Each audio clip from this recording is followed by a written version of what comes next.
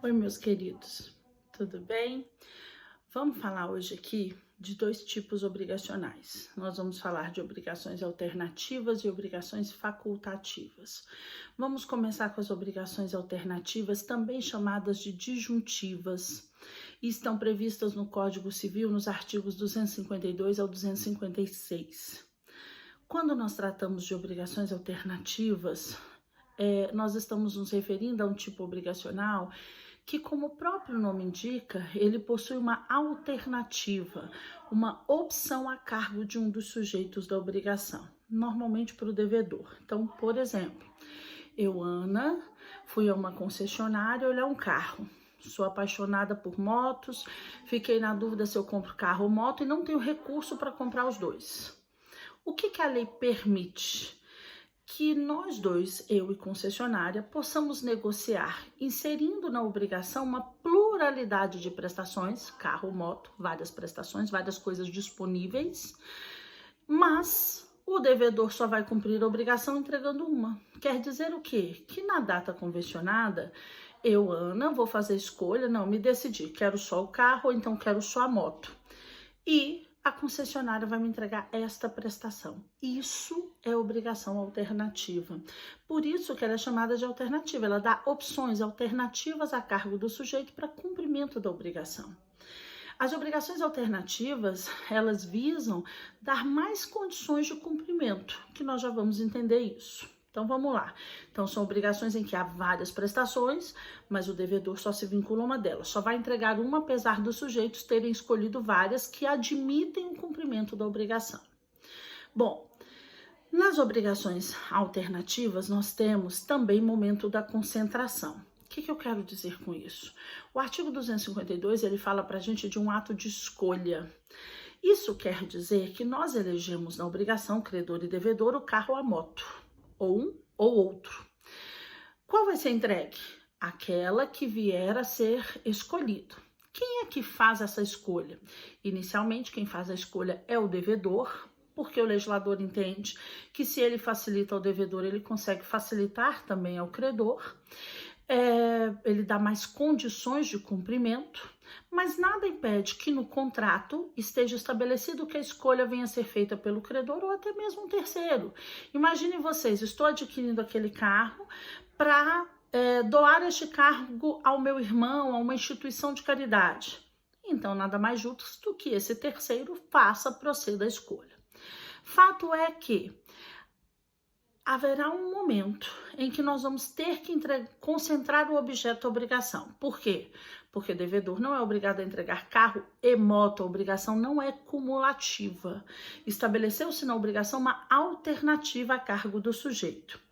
Quem vai fazer escolha, não importa se sou eu, se é a concessionária ou se é o terceiro. Fato é que esta escolha ela deverá acontecer até antes do cumprimento da obrigação. Não sei se vocês se lembram, nas obrigações de dar coisa incerta, eu disse para vocês que toda obrigação necessariamente tem dois momentos. Um inicial, que é o momento de formação, e um final, que é o momento de cumprimento. Nas obrigações de dar coisa incerta, assim como aqui nas obrigações alternativas, nós temos uma fase intermediária na obrigação. Volto a repetir, intermediária não quer dizer que ela esteja no meio do lapso temporal, mas quer dizer que ela vai acontecer até antes do cumprimento. Esse momento da concentração, ele é formado por um ato de escolha. Quem é que vai escolher? O sujeito que foi eleito no contrato. No silêncio do contrato, sempre o devedor, podendo ser o credor ou o terceiro. Então, por exemplo, eu chego para a concessionária e falo, não, me defini, eu quero o carro. Pronto. A partir do momento que eu fiz escolha, eu concentrei o objeto. O que quer dizer concentrar esse objeto? É transformar aquilo que estava disponível, carro e moto estavam disponíveis para o cumprimento, qualquer um serviria para cumprimento, em algo exigível. A partir do momento que eu falei, é o carro que eu quero, ele se tornou objeto da obrigação. Então, agora ele é exigível por mim na data de vencimento da obrigação. Definiu-se o objeto, procede-se a entrega, virou coisa, já é coisa certa, virou só objeto, deixou de ser prestação, deixou de estar disponível, virou exigível, e aí entrega-se no vencimento. Pronto. O que a gente tem que ver de particularidade das obrigações alternativas que são extremamente simples? Primeira coisa é a previsão do parágrafo 1º do artigo 252, que corresponde ao chamado princípio da indivisibilidade do objeto, que determina que o objeto da obrigação alternativa, ele é sempre indivisível. Então, por exemplo, eu me comprometi a entregar ao meu credor ou 50 cabeças de gado, ou, sei lá, 50 cavalos, todos especificados, raças definidas no contrato, ou uma outra coisa. Eu não posso, segundo o parágrafo 1º do artigo 252, chegar hoje para o meu credor e falar: credor, eu vou te entregar 25 cabeças de gado e 25 cavalos, porque isso a lei impede. A previsão que respalda o parágrafo 1º do artigo 252 está lá no artigo 314 do Código, que diz que o credor não é obrigado a receber prestação divisível se assim ele não convencionou. Então, se eu entrego para ele 25 cabeças de gado e 25 cavalos, vai ter uma utilidade. Mas é indiscutível que o que ele faz com 25 cabeças de cabeças de gado, ele não faz com 50. Então, não partir ou não repartir o objeto da obrigação, ainda que fisicamente eles admitam essa repartição, é garantir o fim a que eles se destinam. E isso é o que fala o parágrafo 1º. Não pode o devedor obrigar o credor a receber parte em uma prestação e parte em outra. Ou seja, ele não é obrigado a ficar com 25 cabeças de gado e 25 cavalos. Ele é obrigado a ficar ou com 50 cabeças de gado ou com 50 cavalos. Então, se eu, devedora, fizer isso de maneira unilateral, eu estou comprometendo a destinação do objeto ao credor. O legislador proíbe isso. Mas se eu vier a propor: credor, você aceita 25? Se ele quiser, tudo bem, estamos num campo de autonomia de vontade, o acordo é sempre muito bem-vindo. Quando a prestação é periódica, então, arrendei umas terras, vou plantar trigo, arroz e feijão. Vou pagar ao dono das propriedades com o resultado X sacas de trigo, arroz ou feijão anualmente. E vou ficar lá por 3 anos. Então, prestação periódica. Eu tenho um primeiro ano, um segundo ano e um terceiro ano. O que a lei entende? A escolha que eu fiz quando eu firmei o contrato, ela não precisa ser mantida até o final. Porque prestações periódicas são aquelas que se prolongam num espaço de tempo mais ou menos longo. Lembram-se? Vimos isso na nossa aula de classificação. Então, o que a lei entende? A cada novo período, uma nova escolha. No primeiro ano, eu resolvi pagar o credor com X sacas de arroz. Maravilha, fiz uma escolha. Veio o segundo ano, eu não preciso manter o arroz. Eu posso agora entregar, por exemplo, o feijão. Veio o terceiro ano, eu não preciso entregar o feijão. Eu posso agora retornar ao arroz, ou manter o feijão, ou escolher o trigo. Então, em prestações periódicas, a cada novo período, uma nova escolha. Se existir pluralidade de sujeitos, eu, João e a Maria ficamos de entregar ao credor 100 sacas ou de arroz, ou de feijão ou de milho.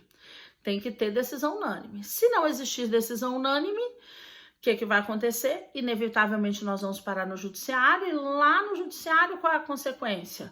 O juiz vai decidir, vai ouvir todo mundo e vai decidir. O que ele escolher vira objeto da obrigação, e as partes não podem alegar prejuízo, porque o arroz, o milho e o feijão já estavam previamente estabelecidos no contrato. Se a decisão, que é o que está no parágrafo 4º do artigo 1º, se o título deferir a opção terceiro, ou seja, se for o terceiro que vai escolher, então vamos voltar àquele caso. Eu vou doar ao meu irmão ou um carro ou uma moto. Convencionei com o devedor no contrato que o meu irmão é que faria a escolha, ou pelo carro ou pela moto. Deu-se a data estabelecida no contrato, ele não fez a escolha. Se ele não puder, não pode por quê? Porque às vezes está cometido de uma doença. Ou se ele não quiser, não quer por quê? Porque às vezes esse carro ainda está financiado, a moto está financiada, ele acha que não é viável para ele. Às vezes tem alguma relação de família, não importa. Se ele não puder ou não quiser fazer a escolha, quem é que vai escolher?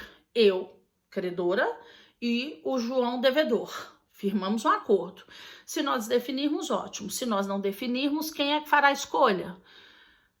Novamente, vamos para o judiciário resolve. Isso é o que está lá no parágrafo 1º. É o que está lá no artigo 252 do parágrafo 1º ao parágrafo 4º. Mas aí vem o artigo 253. E aí o artigo 253, pensem o seguinte: eu tenho 2 coisas, ou carro ou a moto para entregar ao meu credor.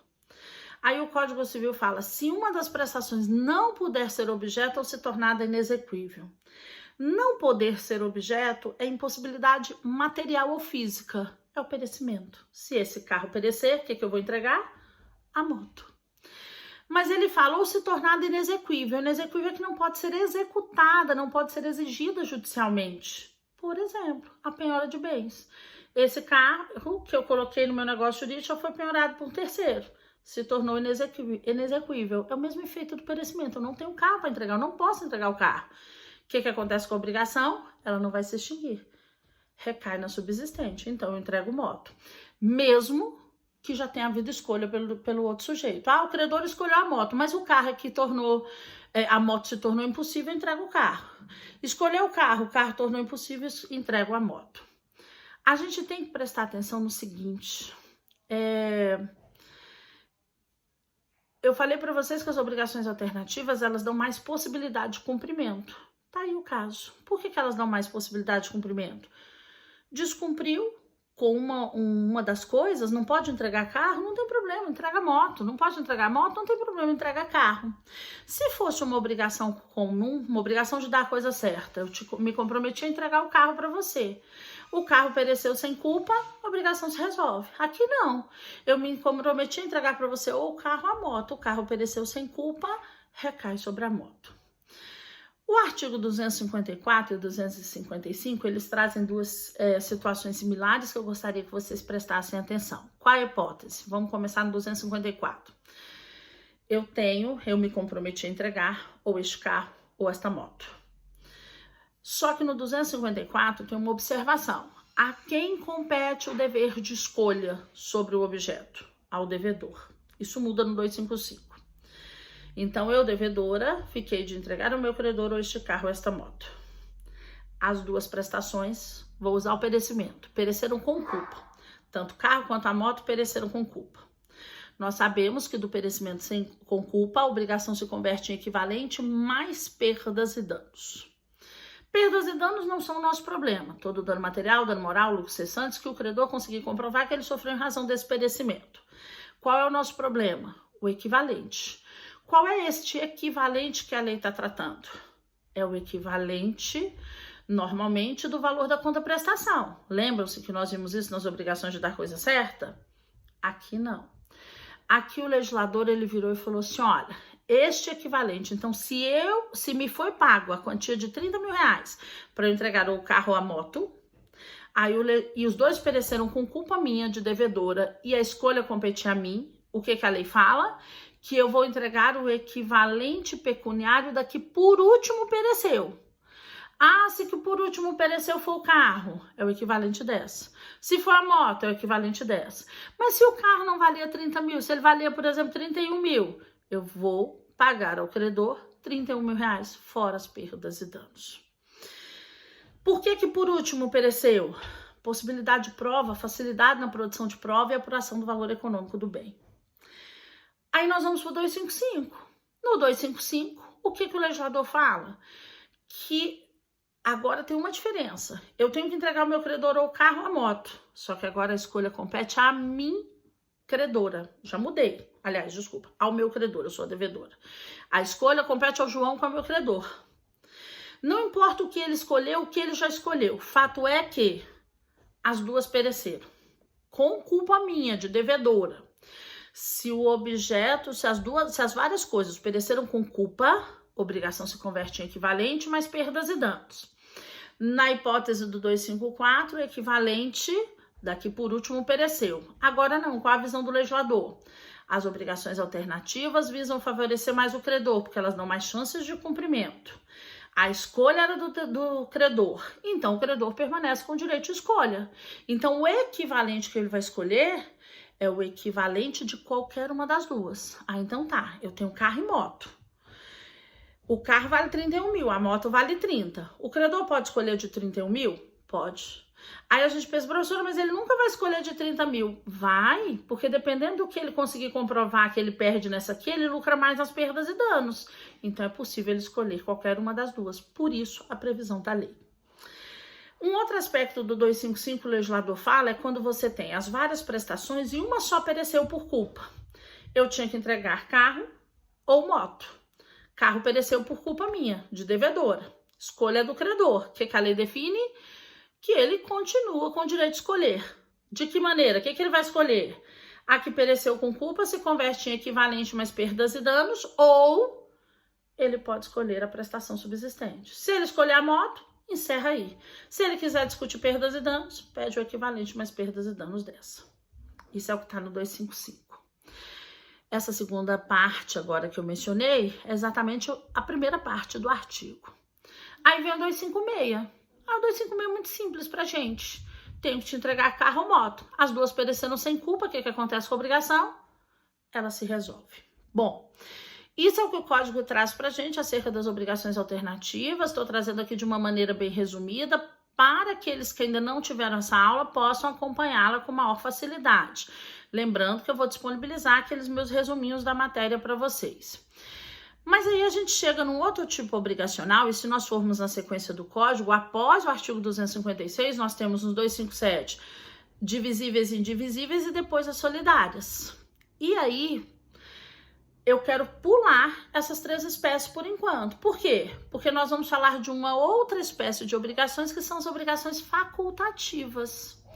Nas obrigações facultativas, eu tenho uma obrigação, elas não estão previstas em lei, elas correspondem a uma criação doutrinária, e apesar de serem uma criação doutrinária, elas possuem tutela, porque lembrem-se que no nosso ramo não existe legalidade ou tipicidade. Isso existe lá nos direitos reais. Lá só é direito real se existir previsão anterior de lei. Aqui, obrigação surge pelo acordo de vontades, então eu vou ter uma obrigação ainda que não prevista anteriormente em lei. As obrigações facultativas, elas são obrigações simples, que possuem uma faculdade. O que eu quero dizer com ser uma obrigação simples? Que elas possuem uma só coisa como objeto. Eu, Ana, me comprometi a entregar ao meu credor o carro, devidamente especificado no contrato. Pronto, é uma obrigação simples. Mas vamos dizer que este meu credor foi lá na minha casa olhar o que eu estava vendendo e falou: nossa, eu sou louco por motos. Lembre-se que o exemplo é bem parecido com as alternativas e de propósito.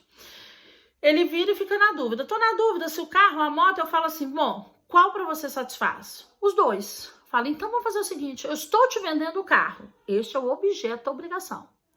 Mas, se você permitir, nós vamos inserir no nosso contrato que eu, devedora, possuo uma faculdade. O que é uma faculdade? Que é o que deu nome a essas obrigações. Faculdade é um modo diverso de se cumprir a obrigação. É poder cumprir a obrigação de outra maneira, entregando uma coisa distinta do objeto. É um tipo obrigacional que visa facilitar a vida do devedor. Para o credor é indiferente, tudo bem, carro me satisfaz, moto me satisfaz. Então você, se ficar mais fácil, pode me entregar a moto. A faculdade ela é exclusiva do devedor, o credor jamais pode exigir. Então observe. Eu negociei com o meu credor que no vencimento eu vou entregar o carro. Meu credor só tem direito a exigir de mim o carro. Mas ele aceita contratualmente que caso fique mais fácil para mim, eu possa cumprir a obrigação entregando a moto. Então eu posso entregar a moto. Eu devo entregar o carro, mas posso entregar a moto. A moto, objeto da obrigação. O carro é a faculdade. É o modo diverso que o credor permitiu que eu cumprisse. Como é que... Nossa, mas são muito parecidas com as alternativas, professora. São. Mas olha a diferença. Lá nas alternativas eu tenho o carro ou moto. Vamos pensar primeiro sem culpa. Pereceu o carro, não tem mais carro, entrego moto. Aí vamos aqui para as facultativas. Eu tenho que entregar o carro. Me permitir entregar a moto, se eu quiser. Pereceu o carro sem culpa. A obrigação não recai sobre a moto.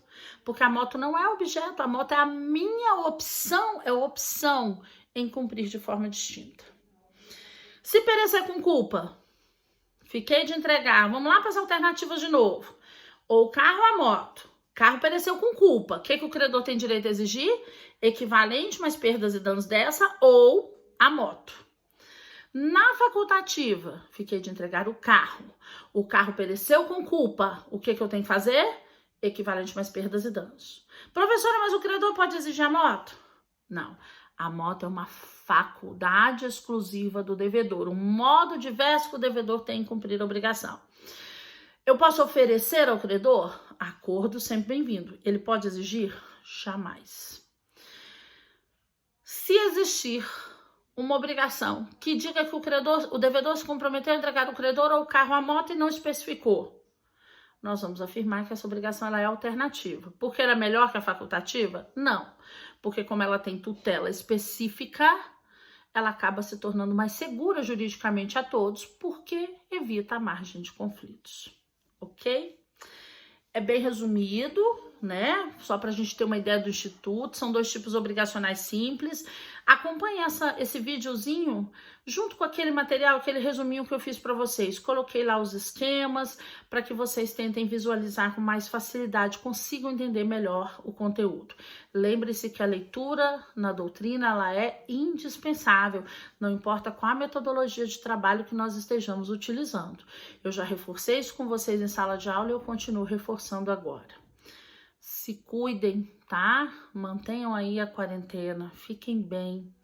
Saibam que é de verdade. Sinto muita falta da minha sala de aula e de todos vocês, tá? Muita saudade mesmo. Em breve, se Deus permitir, nós estaremos de volta.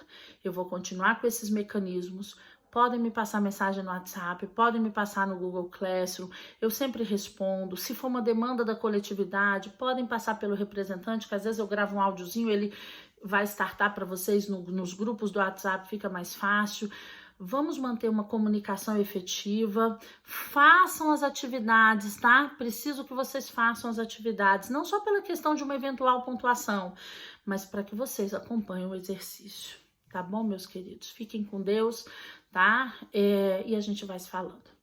Beijo grande a todos. Tchau.